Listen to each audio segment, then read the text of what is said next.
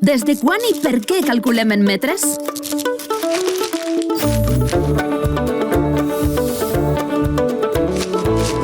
Metres, centímetres, metres quadrats, quilòmetres, metres cúbics, nanòmetres. Mirem on mirem i pensem com pensem, el metre és la mesura de tot el que ens envolta. Tot i que el metre com a unitat universal de mesura no es va instaurar fins al segle XVIII, el metre prové de la paraula metró, que vol dir mesura en grec. Després de la creació d'una xarxa de comerç internacional i amb l'arribada de la Revolució Francesa al 1789, es van desenvolupar les condicions per al lliure mercat i es va crear la necessitat d'una unitat de mesura universal. I amb Napoleó, França tenia raons de pes per decidir com es feien les coses. Després de diverses polèmiques amb el pèndol, es va decidir que la mida del metre es corresponia amb una fracció de la circumferència terrestre. Concretament, aquesta fracció es referia a un segment dels altres 10 milions de metres que hi ha de distància entre el pol nord i l'equador. Això sí, prenent com a referència de pas el meridià de París.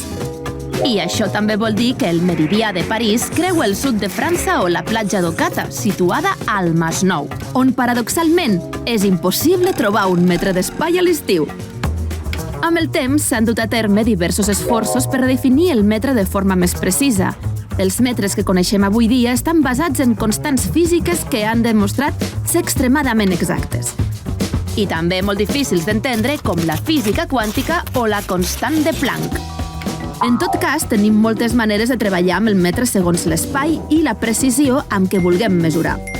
Però totes utilitzen una base decimal, que bàsicament és comptar amb 10 dígits diferents, del 0 al 9. Entre les més petites, les més conegudes són el mil·límetre i el centímetre.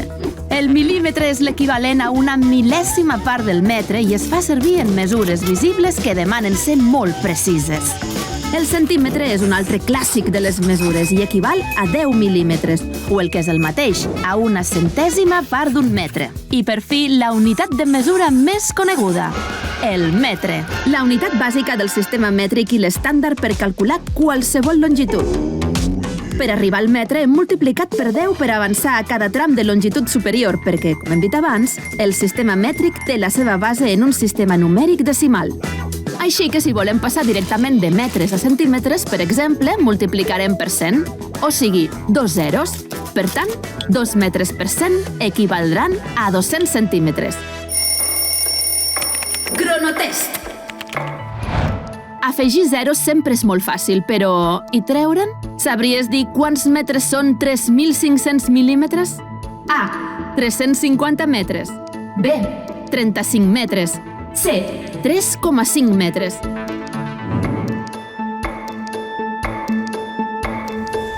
Exacte! Si volem efectuar el pas contrari a afegir zeros, haurem de dividir.